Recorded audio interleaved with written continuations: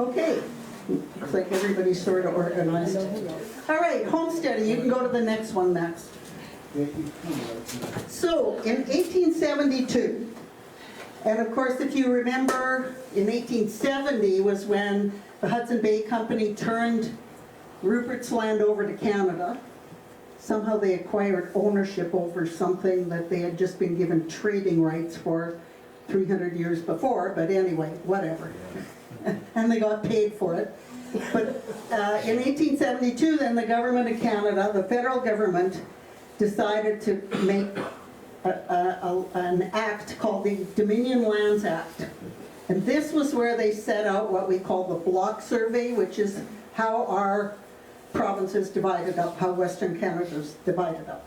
So, and then part of that plan was to make treaties with First Nations in the area. Okay, Max, you can. So this is what the block survey looks like, townships. Each one is 36 sections. Some of you who are farmers or grew up on a farm or live in rural Saskatchewan know this well. Others, if you grew up in the city, you might not know it so well.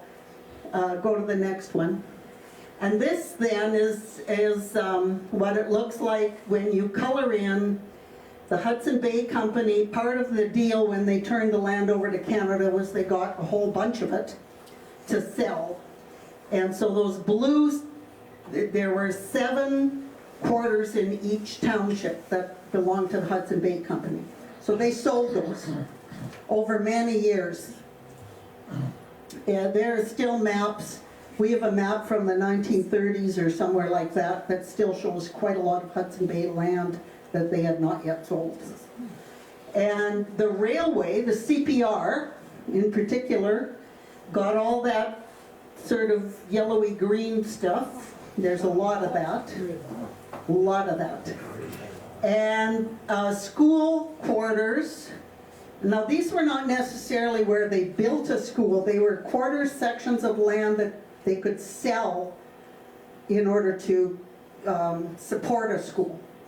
So that's how it was divided up. So the white squares are what could be homesteaded. So not everything was homesteaded. So when I'm talking about homesteading, next one. Oh, I just want to talk about this survey before I go into the details of homesteading.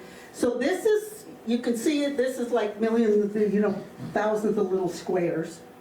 And I just wanted to point out this line that goes up here is what's called the first meridian. And when you're have land descriptions and they talk about meridians, this is the first, this is the second. Notice it goes just west of PA, kind of on this side of Holbein, and this is the third. So if your land is between these two in Saskatchewan, you'd be west of the second meridian, and it'll say that in your land description. If you're on this side, you'll say west of the third meridian. So those, for most of Saskatchewan, those 2 meridians are what's important. The meridians are just pretty arbitrary lines that were drawn in order to do the survey. So that's important sometimes when you're looking at homestead files. Okay.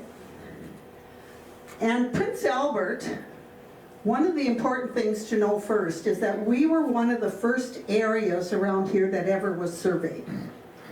So they started it around Winnipeg and surveyed Manitoba because of course that was the first earliest settled part of what's now Manitoba. And then they started going towards Saskatchewan, and it's called the first survey from 1877 to 1879. And you can see it's this area way on eastern Saskatchewan and then right around PA.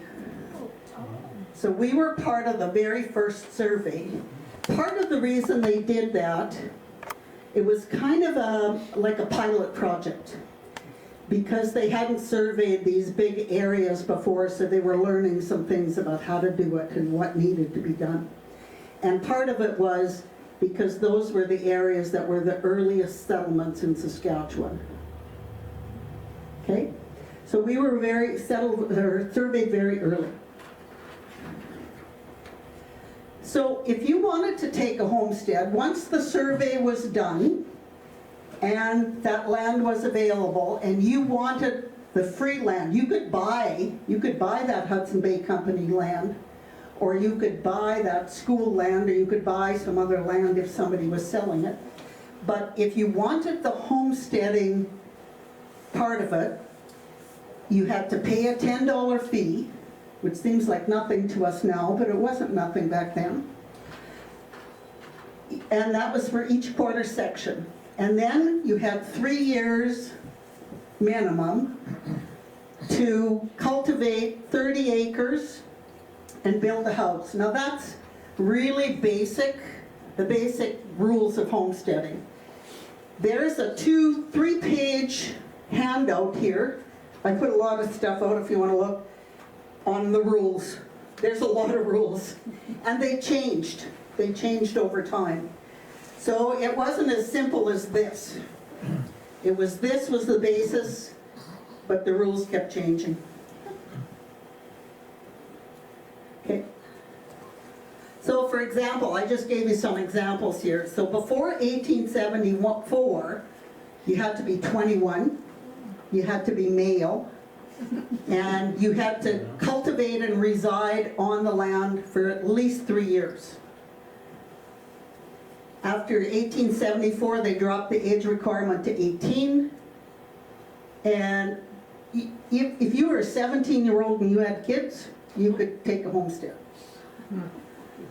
Then in 1876, they allowed women to apply for a homestead, but only if they were the sole head of the family. And that stayed for the rest of the homesteading time, which ended in 1930. So women, only widows with dependent children could take homesteads. Interestingly, the American West was also settled through a system very much like this, homesteads as well. And some of you may have family that homesteaded in the American West. Did anybody in here have family that homesteaded in the American West? I did. A few other people did, yep. So the requirements were very simple, were very similar there, but women, single women could homestead in the American West right from the beginning. Not here. And in 1908, the settler, whoever it was, had to declare an intention to become a British citizen, or British subject, sorry, not citizen, subject of the king. And they had to reside within a distance of 9 miles of the homestead to count as a resident. So you could actually live in a village and not have to live on that quarter section after 1908.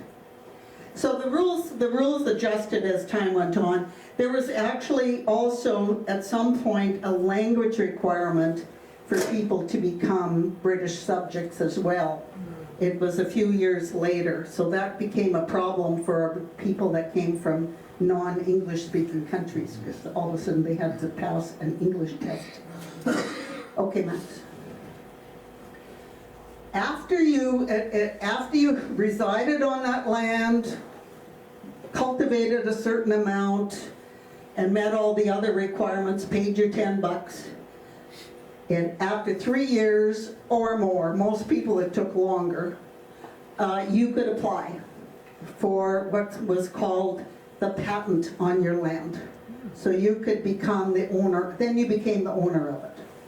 So you had to apply on the patent form, you had to make a statutory declaration that you had done all the things you were supposed to do.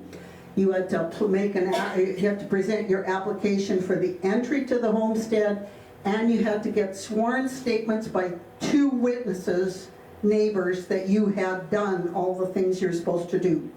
And this then went to the land agent, Dominion land agent, who then okayed your land patent. So that was, in a nutshell, kind of how the process worked. Okay.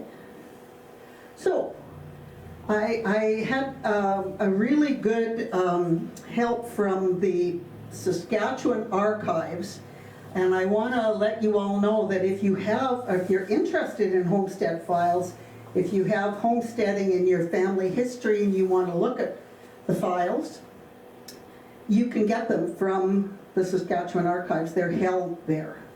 They have a big collection of them. And I've photocopied a bunch of them, so if you want to see what they look like for these people.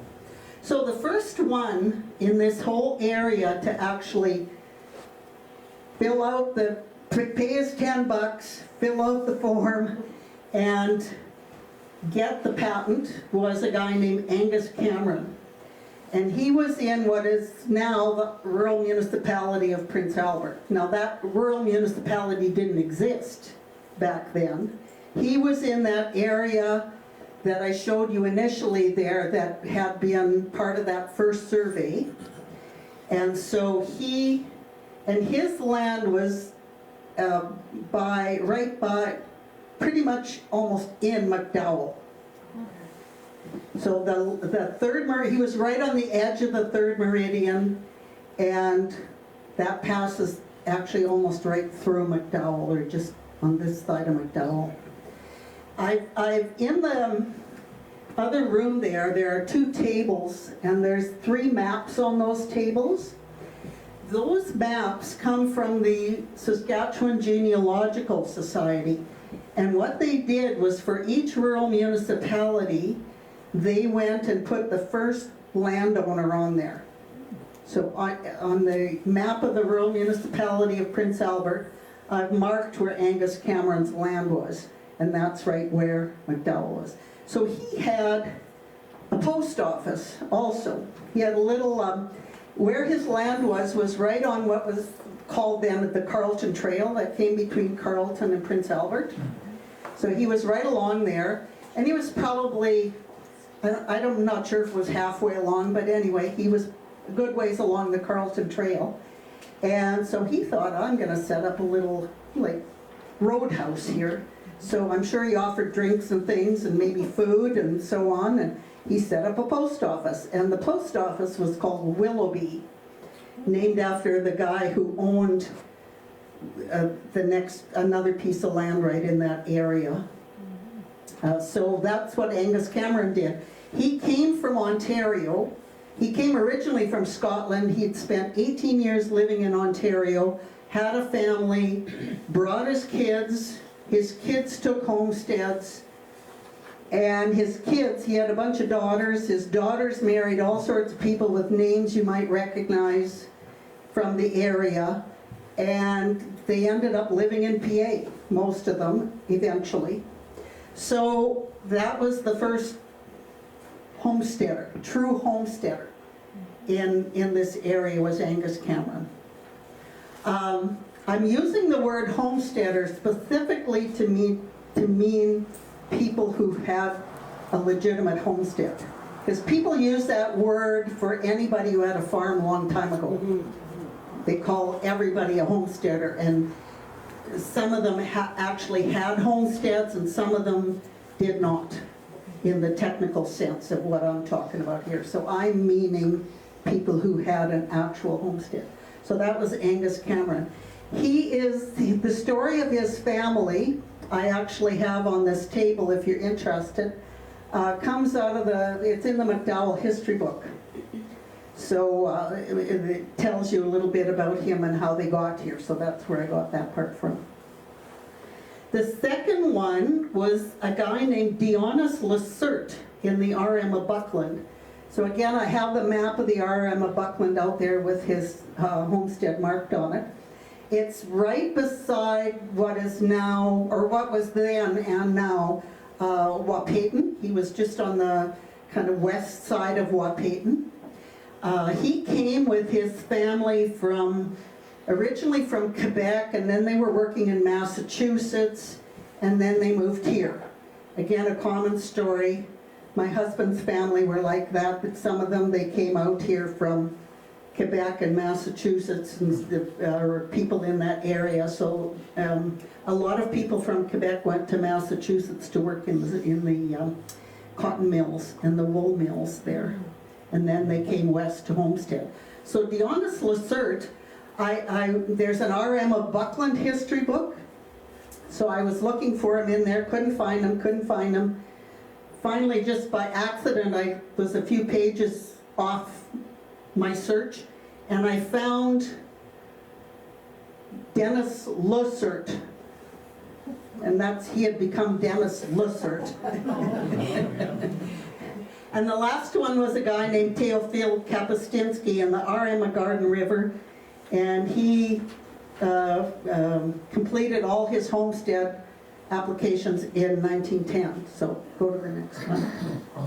This is Angus Cameron's land title certificate. And this I found in Library and Archives Canada. They also have some of these kind of things. This would be a very early one. I don't believe they did this. I have not seen this particular type of certificate in some of the more later homestead files, and I have quite a few of them.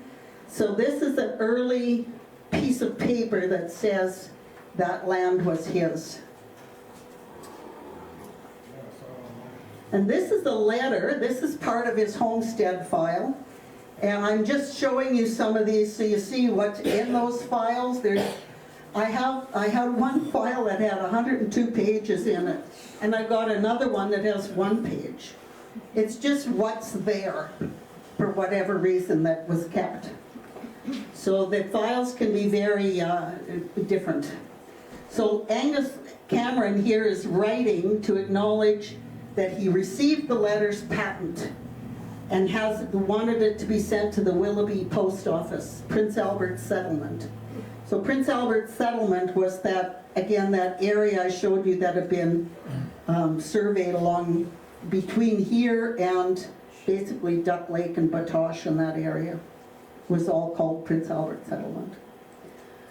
Has anybody heard of Willoughby Post Office?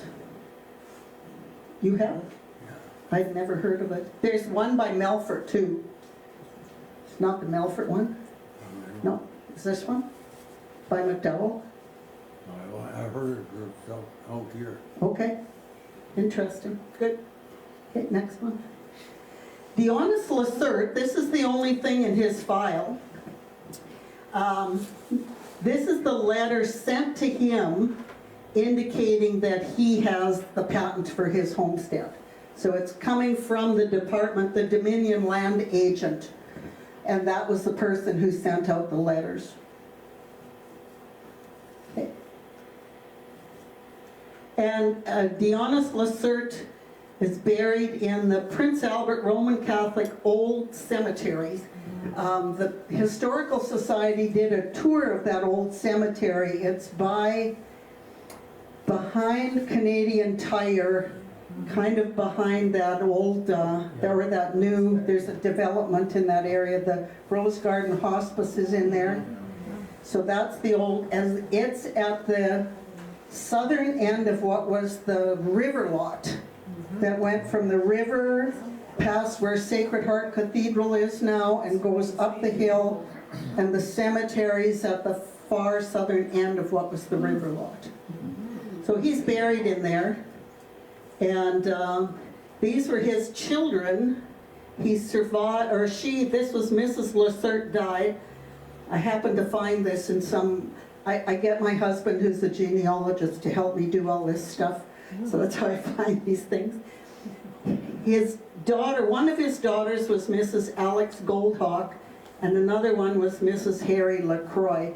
So those are names that you have that are still around in Prince Albert, that are descendants of this guy. Okay, next one. And this is Teofil Kapuscinski. This is his sworn statement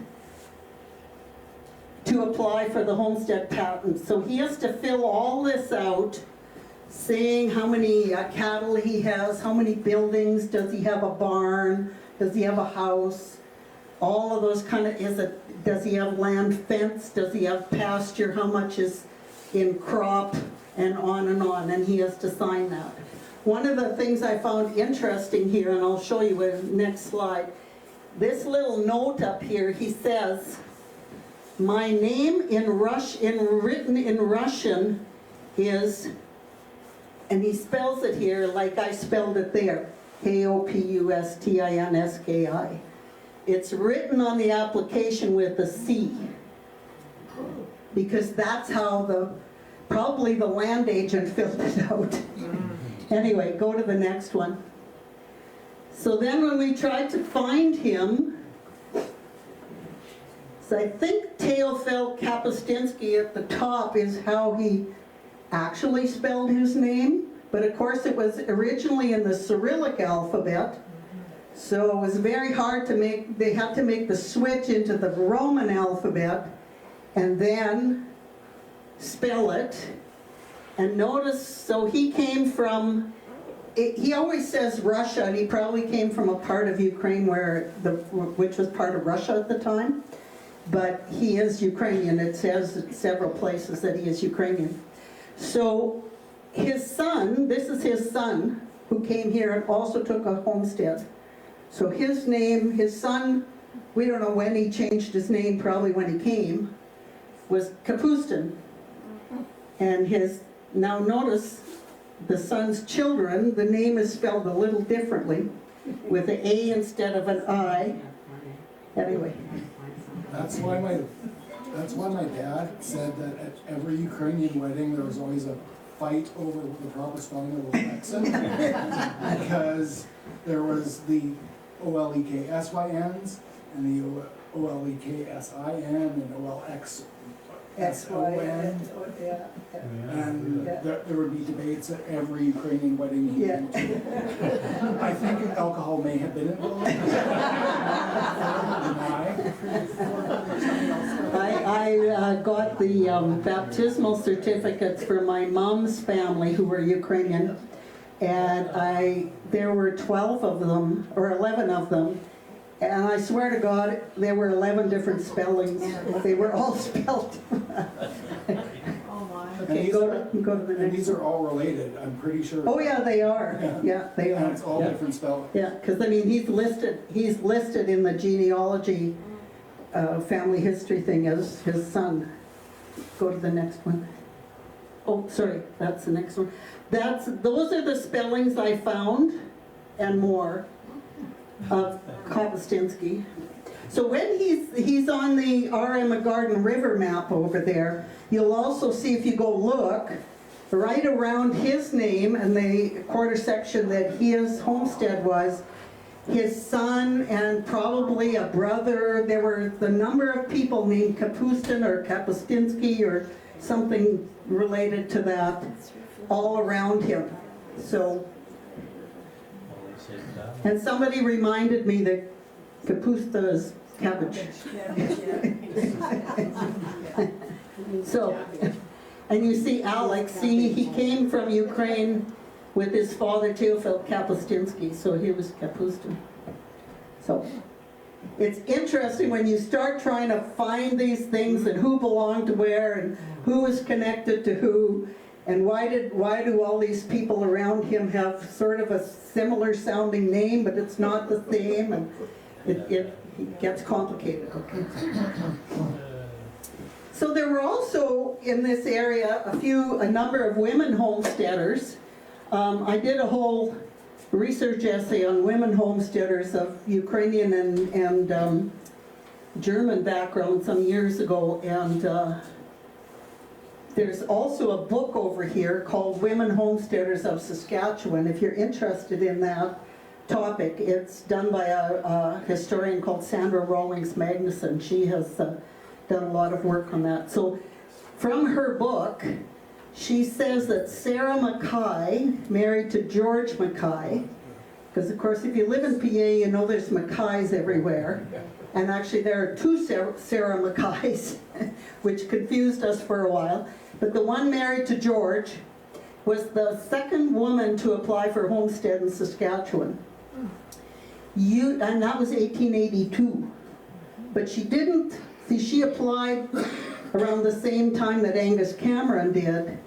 but he completed his before she did. So she didn't get her patent until 1903, because sometimes it took people a long time to get the paperwork, to finish fill out all the forms, all that stuff. So that was hers. So her name is not on the RM of Prince Albert map, but George Mackay is. And what I think happened in her case, it's not clear, is that George died, and she then, as the widow with the dependent children, was able to take over the homestead application, and then as long as she finished all the requirements and filled in all the paperwork, she could get the patent in her name. The second one, this is an interesting one. In fact, these two, this one is in the RM of Prince Albert also, and I've marked it on the map. So she somehow applied as a single woman. And we don't know why. Now, there was only one land agent for quite a large area, so I guess if people got a form, a lot of times people didn't know what the rules were. This was long before the internet, right? So people just took a chance or thought, oh, I'm going to try this, and she told people that she was supporting her mother and her brother, because the rule was if you were the sole support of your family, you could get a homestead. That's kind of what the rule said. But they assumed it was a widow typically. But in this case, she was single. So somehow, at 32 years old, she was living in PA, but she got this piece of land, made the claim in 1882, and by 1895, she received her patent. There's a whole bunch of letters in her file going back and forth. They get lawyers to plead for them. I didn't know, I didn't realize what happened, or here I'm supporting these people, and on it goes. And eventually, for whatever reason, the Dominion land agent said, okay, fine, and gave her the patent. So a few single women were able to sort of sneak by somehow. And here's another one. I don't know very much about this one, but she was single. She was 69 in 1896, so she was older somehow. But I'm thinking it's the same lands agent in 1895 and 1896, so he's maybe just a nice guy, I don't know, sort of let these things slip through. Anyway. Let women slip through? Yeah. It's hard to know because you see things in the files. There's another one, the wife of a guy named Owen Hughes, who is a well-known person in early Prince Albert history. He was part of the volunteer group that fought against Riel, and he had some other, he had a title like, he was the head of that group, I think. I can't remember exactly what his title was, but he had some kind of official title. And he had a homestead, of course, and he had bought some of their land, so he was a common. Somehow his wife, Mary, while Owen, the husband, was still alive, she was able to get a homestead in her name. There's again, letters going back and forth. Who knows why she got that, but she did.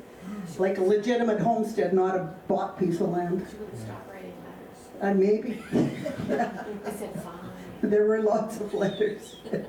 Anyway, there's all sorts of ins and outs of all of these things. A lot of them are not as straightforward as you think they should be. Okay, next one. Another one is Rosalia Laskowski. Again, she filed. So a lot of the times these women would come. So this woman came from somewhere in the Ukraine again, settled out by,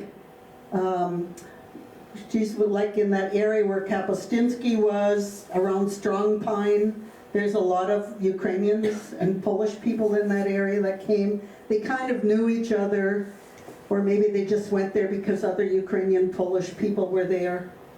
And her husband died. Again, when they come here, they set up They start proving up the homestead, and he dies. And she's left with dependent children. And then, so she then filed, the claim switches to her, and she's able to get her patent in 1921, but her name changed. I have no idea why her name changed. Did she remarry, possibly? I don't know. The other interesting thing is she signs it, and it's hard to see here, but it's partly in Cyrillic.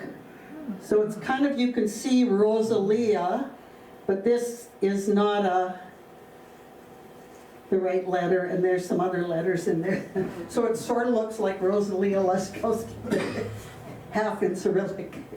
Anyway, it's just interesting, some of these little things you see. It must have driven the land agents crazy to try and read the writing, understand the ins and outs of the language, figure out what the names were, and that sort of thing.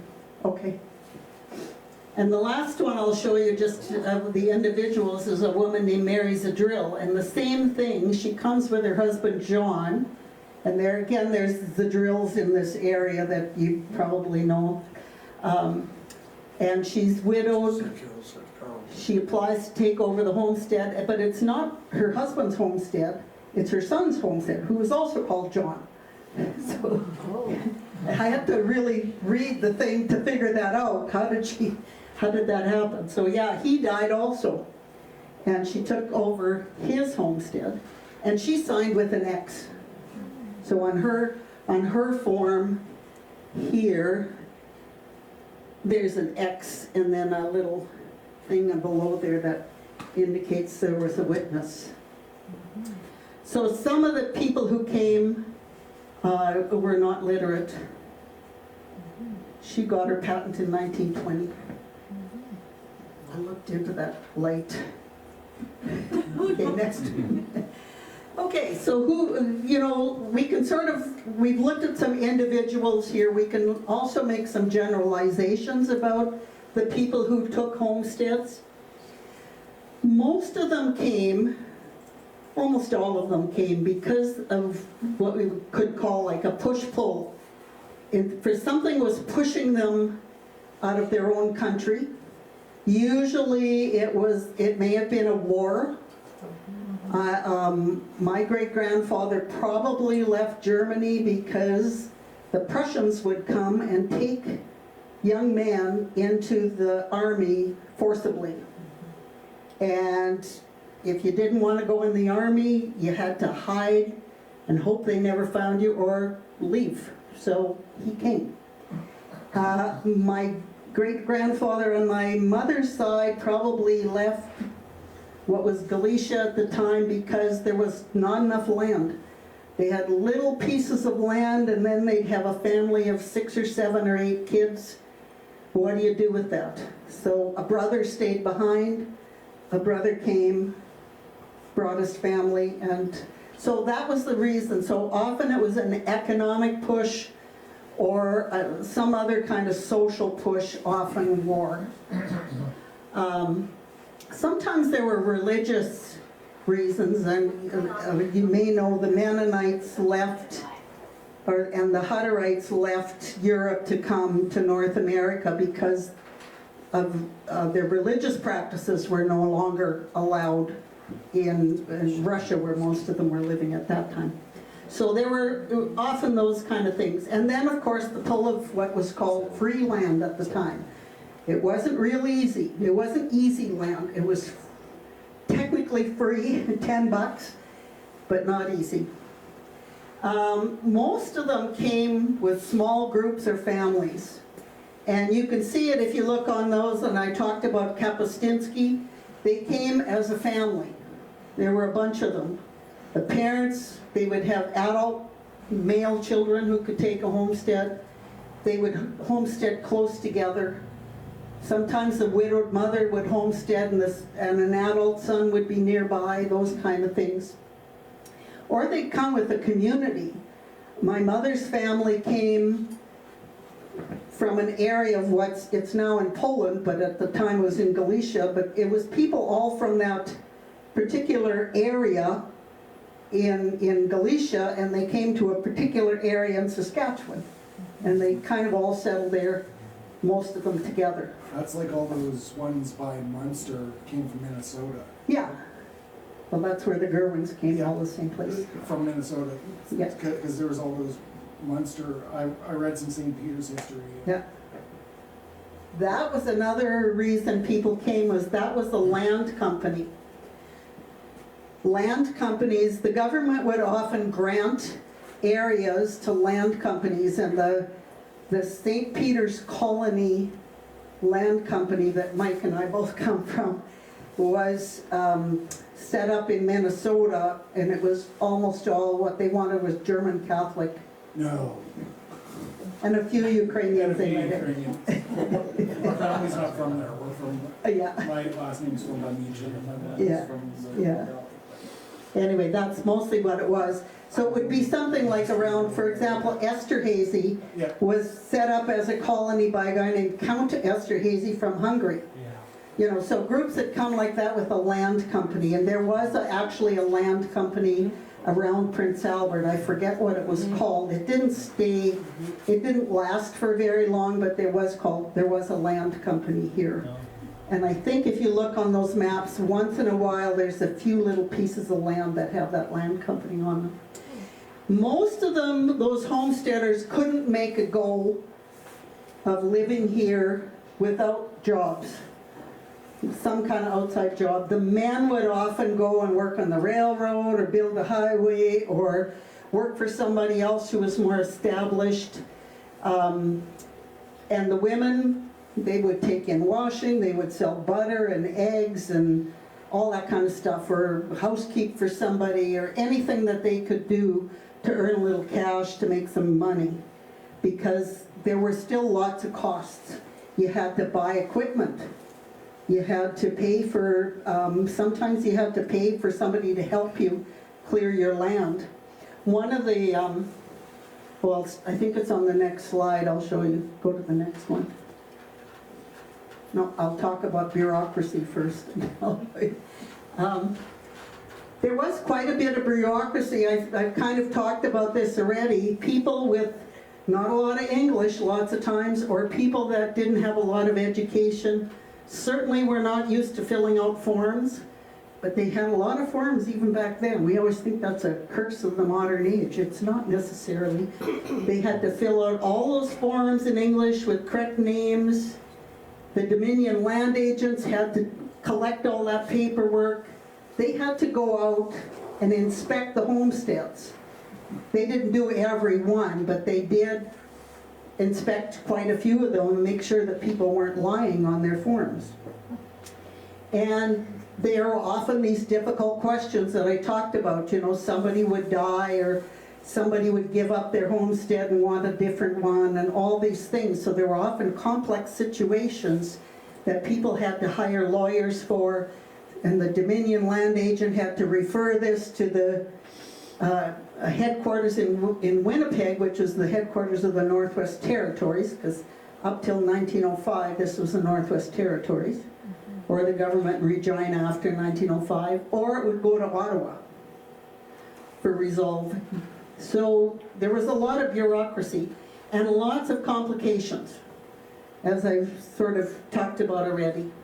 So, and people abandoned their claims too, and according to Bill Wazer, in his book about Saskatchewan, about half of the people who filed for homesteads did not complete them. And that's an important statistic to know. It's an important number. A lot of people didn't finish up. These 3 people that I showed you, and some of those women actually did. These were people who did finish a claim and stayed in the area, but lots of other people didn't. Okay. So this final claim I just want to show you is another example of some of the complications. A woman named Mary Kruger is listed as the person who filed for the homestead. She was the daughter of somebody named Asenki Berutzak. And he died in 1915. And his wife must have died somewhere. because his children are listed as survivors. So this letter, and there's a copy of it here if you're interested, is a complicated how come she is filing for his claim. It's written by a local PA lawyer at the time, and it's trying to explain who Mary Kruger is and how she's connected to a Senki Barutsak and why she deserves to have the claim for this homestead, which she did get. But it's just an example of how much bureaucracy could be involved with a lot of these things. Okay. And this is the last one. So you probably know, but they used to do a lot of advertising all over Europe to get people to come as homesteaders. All over Ontario, a lot of Eastern Canada, saying how wonderful it was out here, and how healthy the climate was, and on and on. And this one comes out of a booklet I have that talks about that, and it's Prince Albert. So there are thousands of homesteads left in the fertile Prince Albert district. The newcomer to this part of the country has a wide variety from which to choose. Most of the land, however, has a certain amount of brush. But this is easily cleared off. Those of us who picked roots for years know how easy that was. And when it's done, the land is more fertile than the prairie. The bush provides shelter, and combined with the occasional hay sloughs, which apparently never had water in them, so you could just drive through them and cut your hay, makes the land most suitable for stock raising. So that's how they did it. And they talk about how you can get employment in the winter with lumber camps near Prince Albert, or in the summer in the city, and many enterprises. The regulations regarding homesteads are very simple and are designed to induce the best class of worker to live on the land. There you go. So those of us who came through this system can attest to that, I think. Yeah, the best class. So yes, free land for everybody, but it wasn't as easy as they made it out, that's for sure. Okay, thank you very much. Any questions? Any questions? I have one. When did it end? When did homesteading end? 1930. 1930 Yeah, was the last. yeah, that was they I don't know what the proper legal term is, but they canceled the act at that time, so there was no more. Yeah. So what happened? Sorry, he had his hand up. If you bought land from the Hudson Bay Company or the railway, was it a homestead? Or it had to be No. from the government, Yes. technically? Yes, yes. Now you would be the first owner. So like those maps I have over there and those tables, which I encourage you to look at, those are not entirely all homesteaders. They're also people who would have been the first owner of the Hudson Bay Company land. But it wouldn't technically be a homestead? No, because they didn't actually go through that homesteading process. They were often called homesteaders because they were still the first people on there, but yeah, they didn't have to do the actual, you know, clear so much and that sort of thing. They could just buy it and sit on it, not do anything if they wanted to. The school land, it all started out as a full section? Because I only remember the school quarters. Every Yeah, town. yeah. Well, out of every township, I think there were 7 school quarters? Something like that, Yeah, yeah. Oh, okay, Yeah. so they started as sections and then they, Well, yeah, I think there's one that was all 4, and then another one that was 3, I think, yeah. something like that. And then they could sell them, or put a school on them, depending what. Right. Yeah, Gail? So they had 3 years, and if they didn't get their homestead proofed up in that time, would they lose it, or they? No. Most of the time, they were given lots of extra time. As you saw in some of them, they were, some of them it took 10, 15 years before they actually got all the stuff together. They were given lots of time. So they never really had to give it up, they would have given it up on their own? There were times that, especially if somebody else wanted it, the land agent, if somebody had started and then disappeared, sometimes people just walked away, moved to Vancouver or something. You know, they didn't know what happened to them, they just walked away. Because there really wasn't much investment in there, $10 or maybe a few tools. They just walk away. So the next person who might want that, or what they have to do something with it, eventually they would just cancel it and that kind of thing. So if people weren't at some point looking like they were doing something, they could cancel it, and they did. Yeah. Your map showed, this one here, shows several quarters. Is that the same for all of Manitoba, Saskatchewan, and Alberta? I'm pretty sure. I'm Really? pretty So sure. 50, almost 50% belong to the railway? I think that might be the one thing that's different, and that is that the railway didn't get, that's, when it says railway, it really means CPR. And I think as you came within a certain distance away from the CPR, they didn't have as much railway land anymore. What was the purpose of that, to give it to the railway? It was because they were trying to get the CPR to build the railway, so that was one of the incentives they gave them, was a lot of land. But it was mostly on within a certain number of miles within the CPR. So this is maybe a little bit, it's probably more accurate for southern Saskatchewan, this part, in terms of the railroad land. You have to feel sorry for the CPR. They didn't get much land, they couldn't sell and make a great deal of profit from it. Yeah. And then they got an even better deal with the Crow's pass rates, Yeah. which in the 1980s they greatly protested because they weren't making any money. Yeah. I feel sorry for the CPR. So here, there was a statement of, it was "goddamn the CPR." That was a very common statement. So how does the CN come into that then? I do not know. I do not know. You'd have to research that. Yeah.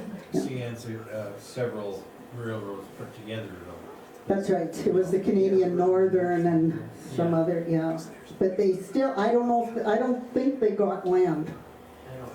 I don't think they did. And I think the CN was a government railway for a lot of the time, as the CPR was not. CPR was private, but they were financed with a lot of incentives, whereas the CNR was, by that, the government had bought it. 1920s. So it was different.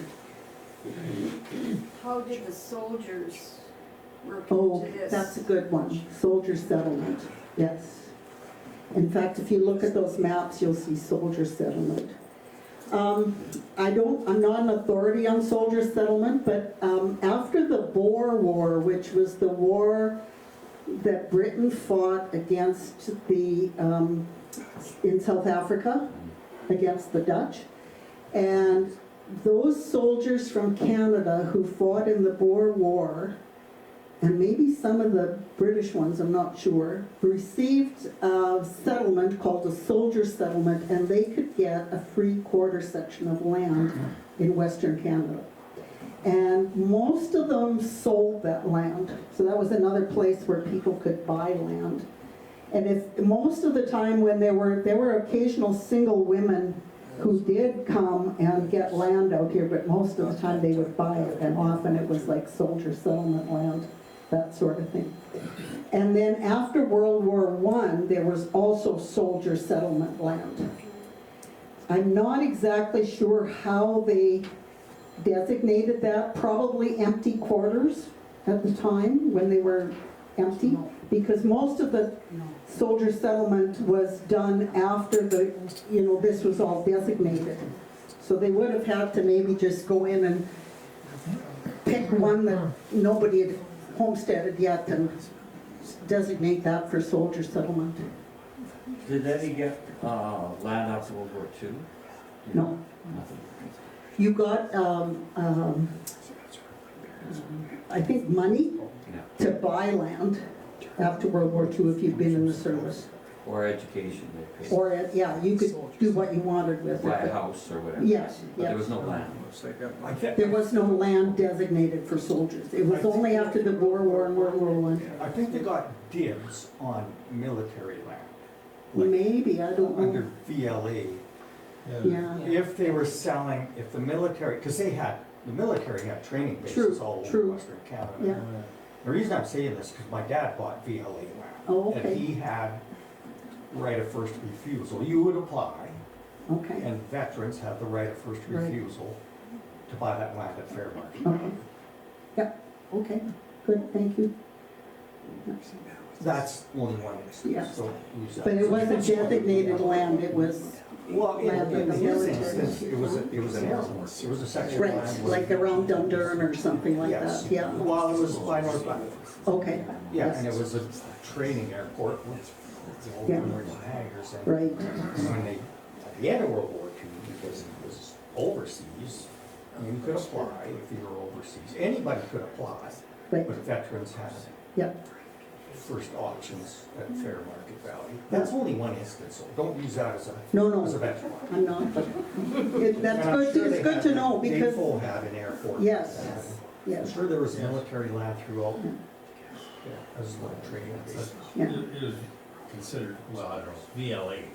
I have an uncle who bought a farm because he'd been in the services and money was there for them. I Yeah. don't think. my dad did too. Yeah. Yeah, my dad got land, but it wasn't military land, it was just land. Oh, Yeah. Crown So I think the VLA Act, or Veterans Land Act, Yeah. was, probably had a bunch of different things in it, Yeah. like military land, money to buy land, and some of those Even kind some of of the things. cities would have Yes. VLA lots. Of course, in Saskatoon, Montgomery Place is a big area. Yep. Here, most people don't know this, and I've tried to research it, it's really difficult because there's not a lot of information, but I live on a lot that was a veterans lot. And that was, Yeah. it's been subdivided now, but there's still quite a lot of them. If you go on 10th Avenue and 7th Street and kind of in that area, if you know where Boulevard Drive is, those big lots, there's some real long lots along 7th Street. Those were all veterans Yeah, they went lots. street to street, avenue to avenue, right? Yeah, Yeah. well, some of them, the Boulevard Drive is a circle and it's okay. got all these things. So there's a number of areas, and those, a lot of those big lots are still there, and that was the same thing. It was called Normandy Park, and the name just got lost. There is a little park actually by Princess Margaret School that's called Normandy Park, but that whole veterans area, when they settled that after World War II, there was really not much out there yet. That was actually the Hudson Bay Company Reserve, is what that was. It was on the Hudson Bay Company Reserve, and then they set it up into those veterans lots. Talking just north of Syast then. Yes. Yep, Yeah. yep. Okay. Any other questions? Good. Oh, one more. I'm John Roots, I'm from Meadow Lake area. And my grandfather actually homesteaded twice. Yeah, He homesteaded down on the prairie about 15 miles west of Leader in 1914. right, And then they dried out and they moved north to the Maqua area. yep. And he got the last homestead quarter that was available. That was in 1937.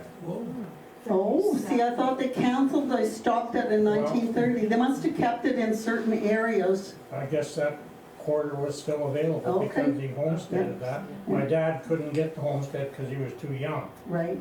And that homestead quarter is still in my family. There's 5 generations Oh, on it. interesting. I'm kind of proud of that. Oh, yeah. Because Connie, also in the dirty 30s, a lot of people from the south Yeah, came up here and they went beyond Carrot River. right. And they called them homesteads. Now, I don't know. They if did, but, and they might have been, because Carrot River was also an area that homesteaded very late, Yeah. like settled very late. I don't know. I don't either. My daughter did her master's thesis on that, of people who moved from the dry south to the north around Spearwood and Carrot River in that area. Meadow Lake would have fit in there too. It was surveyed later, because Yes, Meadow Lake is there's quite a distance between Meadow Lake and further south Right. settlements, eh? yeah, Kind of an area of its own there. yeah. They would have cleared these quarters by hand with an axe, is that correct? Pretty much, yeah, pretty much. I mean, the 1930s, 20s and 30s, they would have had steam engines and horses and stuff doing that, But in the but 1800s? 1800s, yeah, it was axes and, I mean, horses and chains. Yeah, and- horses, but I mean, that's it. Yeah, yeah. There was none. That's why that statement about how easy it was to clean the I bet there brush. was the odd side. Okay, well, thank you very much. There's lots to look at.